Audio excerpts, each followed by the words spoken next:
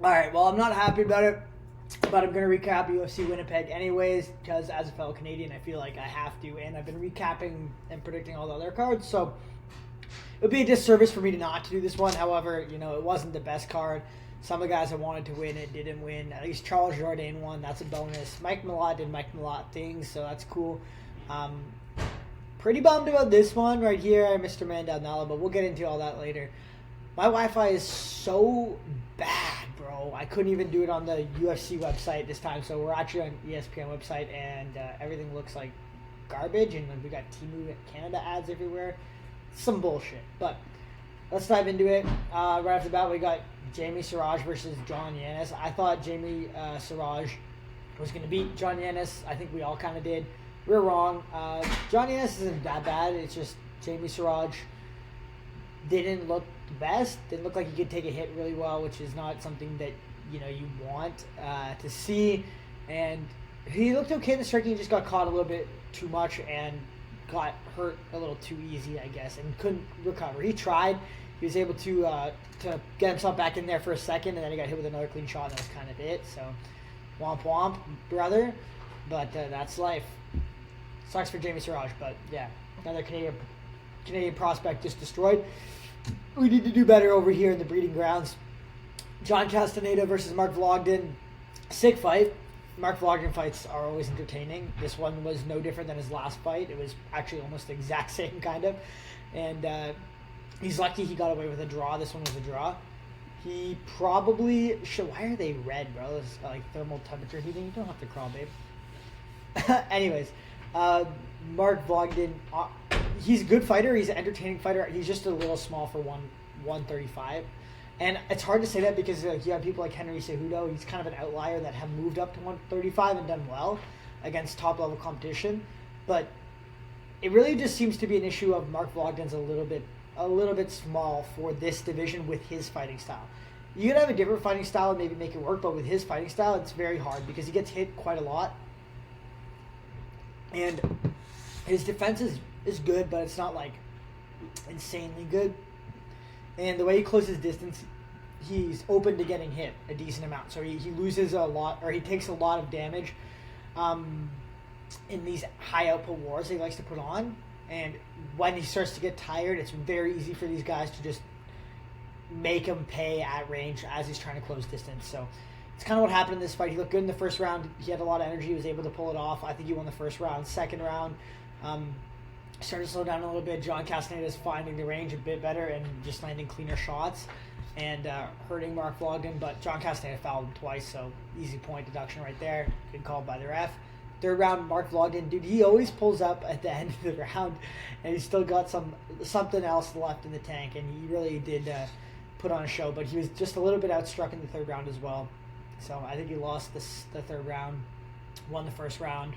Obviously, draws the second round, but yeah, he's getting closer to a win. I like to watch Mark Vlogden fight. I hope he gets more UFC fights. I would really be interested to see him at 125. I don't know if he can cut down that low, but if he can, I think he would do really quite well because he's well rounded.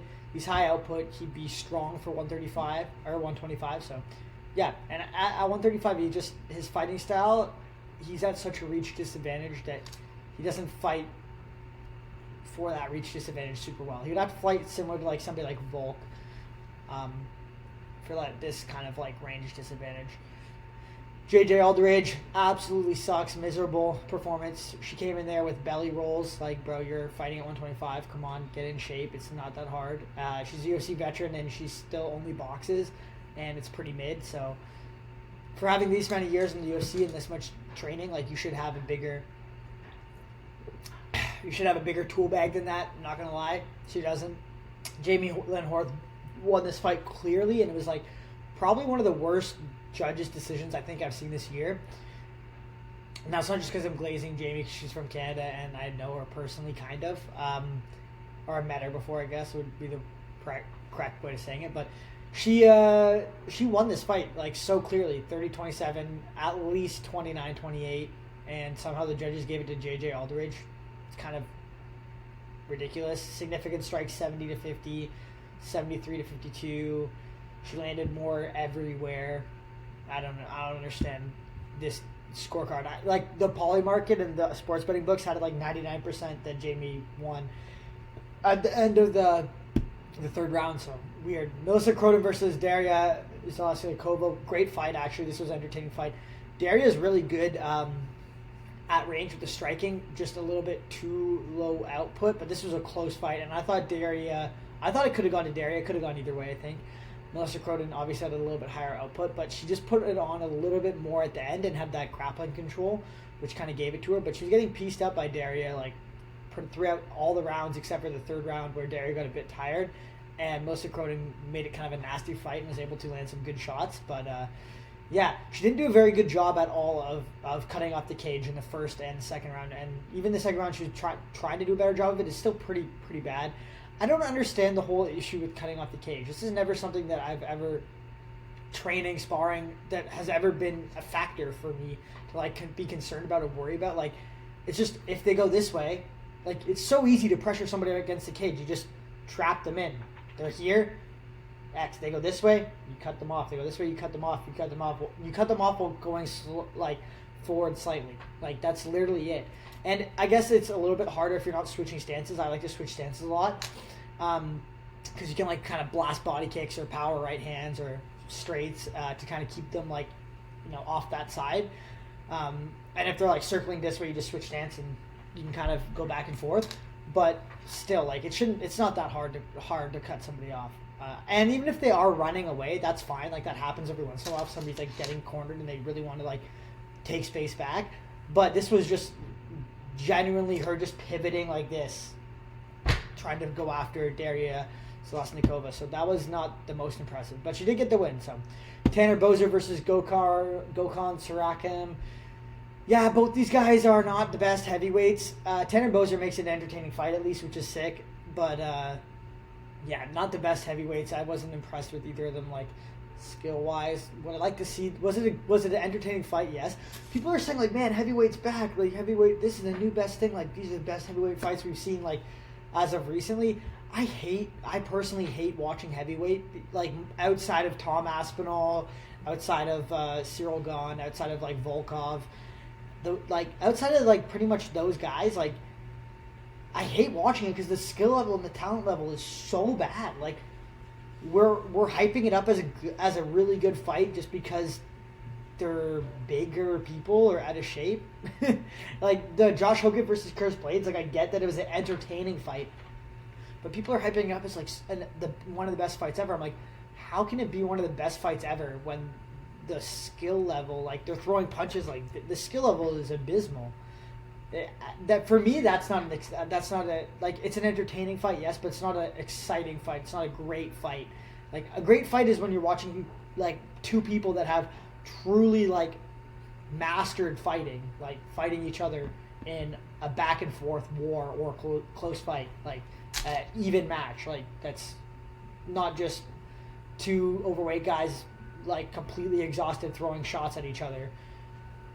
Anyways, Julian LeBlanc got smoked. I don't even want to talk about it. I should have known that was coming. I watched him on the regional scene and I was like, because he's from Canada, because he's from Quebec, because I'm in Quebec, I had to like hype him up in my prediction video. I had to like kind of root for him, but he got smoked, bro. Like, it was too easy for Robert Valentine. But yeah, I knew that was coming. I should have predicted that it was coming, but I knew that was coming. Dennis Bazukia got absolutely flatlined as well. Obviously, we all kind of picked Marcelo Barbosa. This is a scary motherfucker. This is one of those guys that you sign a contract to fight and you're like, well, you get the contract and you're like, I don't even know if I want to fight that dude, bro. 18-2 with like pretty much all finishes like early on in his fights. That's a really scary dude to fight. And he looked really, really good in this fight. He was patient. He had good defense. And he really only threw one combination and just absolutely flatline murdered Bazukia. And it's not like Dennis Bazukia is a bad fighter. Like he's 12-6, not the best record, but he destroys everybody in the regional scene. He does well on in the UFC. Like he doesn't do awful in the UFC, but maybe a tiny bit chinny. And Marcelo Barbosa doesn't play around at all. Like when that guy hits you, you're done. He's kind of like. Larry on Douglas, I believe his name was, like we saw a little bit ago, a Taporia vibe, Kevin Vallejos vibe, where they're just so explosive and powerful with the boxing that you just can't get hit. He's one of those guys where you really just have to avoid anything landing clean on you. And it wasn't like Dennis Bazooka was throwing wildly either. Like he was in a pretty he was throwing pretty technically in the pocket, but yeah, he just got hit decently clean, and that guy packs a punch, man. Thiago Moises versus Gage Young. Honestly, I picked Thiago Moises because I thought he'd have more experience. Gage Young looked good in this fight. He looked a lot better than I gave him credit for. A little bit of showboating then was a little bit too much for me, but he looked good. Like he looked very athletic, very. What's that, Gusties? Holy crap! He looked very athletic, very more technical than I thought he would, and he beat the shit out of Thiago Moises in the later rounds, man. I thought he was going to get a finish for sure. But yeah, great win for Gage Young, stuffing all the takedowns, looking good in the cage work and grappling. He got hit with a couple shots here and there, but he was definitely the cleaner, more technical fighter in this one. Jasmine versus Karine Silva. I barely paid attention to this one. Jasmine won, but it was like a close grappling. It was like Jasmine was wrestling with Karine Silva and getting put in a lot of actually pretty close submission attempts, but Jasmine worked her way out of it and kind of just won more on ground control time than anything. 8 minutes of ground control time. Striking was whatever. Lots of submission attempts from only 2 submission attempts, it says, but there was a lot more than that from Karine Silva. Brother, this one hurts my heart. Mandel Nallo, brother. Rat Garbage got put out with the garbage. Dude, Rat Garbage, man, he looks so good. He's big, bro. He's a big, mean dude for this weight class. He looked massive compared to Jai Herbert, and Jai Herbert's a tall guy for this division. But dude, yeah, Mandel Nallo just got fucked up, and pretty much only because he got overzealous, man. I don't know if it was just because of that, but like he started up the fight and he just basically bullied Jai Herbert and beat the shit out of him. He almost knocked him out like 3 times in the first round. Basically, like, had the fight finished, had the win. He basically had the win. We're all I was at home cheering, like, let's go, he's got it. And then just got maybe a little bit overconfident or a little bit too reckless and got clipped by Jai Herbert. And perfect shot by Jai Herbert on the counter. Hurt Mandel Nallo, somehow recovers, somehow wrestles his way back up, doesn't get finished, and then stands on the feet for a little bit longer, not much, like another 20-30 seconds, gets hit clean again, and bro's completely out. So I feel really bad for Mandel Nallo because, you know, he's waited this long to get into the UFC, comes out, looks like he's going to have like a performance of the night, first round, like first minute KO over Jai Herbert, and just last minute the tables turned and Mandel Nallo got finished. But yeah, he'll be back. I don't know if he's chinny or what. I don't think so. I think it's just close, man. Just got hit. Up next, we have Kylie Phillips. We're going to have a computer charger quickly versus Charles Jourdain. We're almost done with this fight card. And honestly, I really was thinking that this would be a tough fight for Charles Jourdain in terms of like the speed and technique of Kyler Phillips, but not really the case. Charles Jourdain almost seemed to be the faster fighter in there, and I don't know, like Kyler Phillips, when I was doing the predictions for this video, he has these moments where he looks like completely unstoppable, like he did against Rafael Sunsao. I believe that's who it was. Anyways, I can't remember. One of his more recent fights. And then he has fights against Rob Font where he does like not even enough and gasses out. And he definitely gassed out in the third round. This was a really close fight. I think you still give it to Charles Jourdain because he was the guy that was causing more damage. He was the guy that was moving forward. He was the guy that was landing the bigger shots, pressuring. But he did have a lot of good ground control time from Kyler Phillips.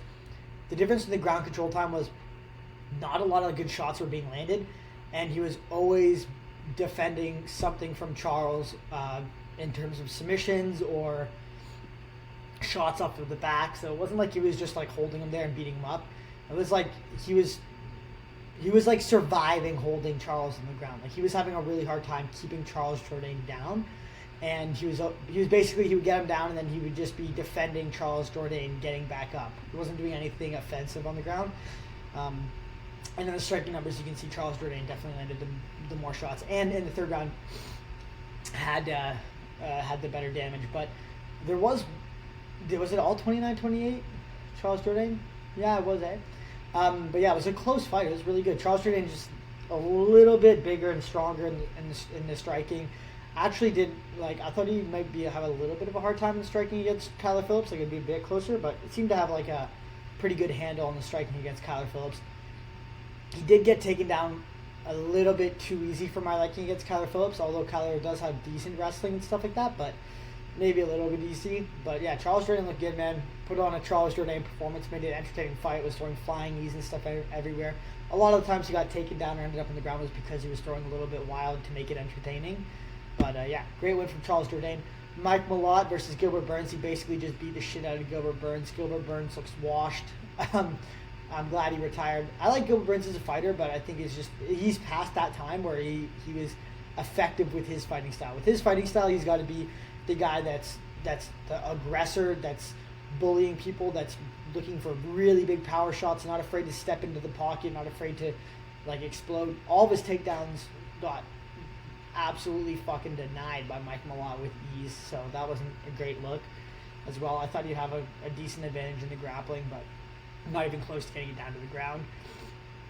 And he can't strike at Gilbert Burns at this stage in his career, staying at range with a lot of these guys that are a lot bigger than him, like Mike Mallott,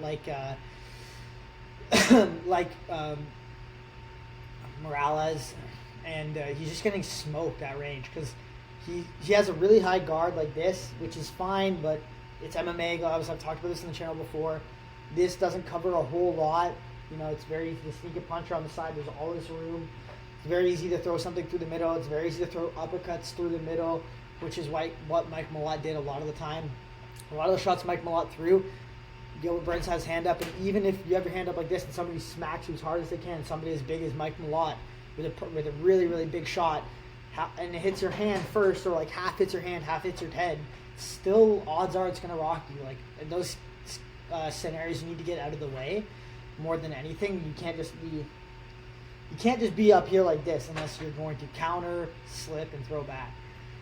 You can't just block. Like in MMA, if you're go like this, trying to block for a long period of time or any extended period of time against a good striker, it's just like you're gonna get smoked. And it's like when you're sparring somebody and like you hit them with a couple shots, like you just throw a couple jabs and they go like this, you're like, oh, fucking perfect. Like now I can just throw a couple more shots, keep your guard up, and then just look for all of the fucking all the openings everywhere. Openings everywhere.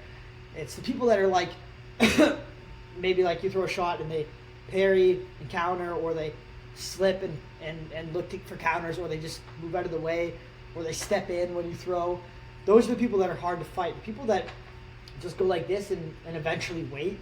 Like they're willing to take like 3 or 4 shots in their guard before they even think about countering. Those people are just, it's very, very easy to overwhelm them and then find big shots. And that's what seems to be happening to Gilbert Burns almost all the time.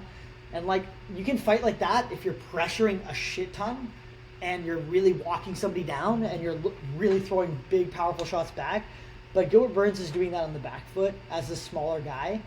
If you're the taller guy and you're doing that in the back foot, maybe, but as a smaller guy on the back foot doing that, you're just there's eventually going to be big shots that land and hurt you, and that's exactly what happened here. So Mike Mallott looked good.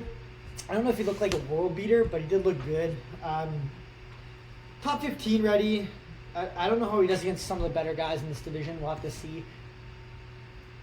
He doesn't have the highest output. His striking is good. His grappling seems to be pretty good, but it's not. I don't know. It'll be interesting. We'll have to see, because he keeps getting these finishes and he keeps winning, but it's also kind of just like not like super impressive. I know he just finished Gilbert Burns, but doesn't seem to be like had this wow factor, or like, oh my god, he looked insane. But I mean, minus his like random loss to Neil Magny, which really shouldn't have been a loss because he just got complacent at the very end of the third round. He would be 7-0 in the UFC right now, which is pretty damn good. So we'll see how he does. He's big.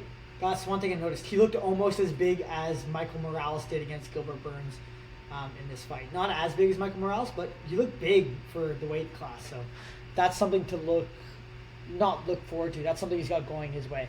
Anyways, that wraps up these recaps for the fights at ESPN. It is what it is. UFC Winnipeg, bro. It is what it is.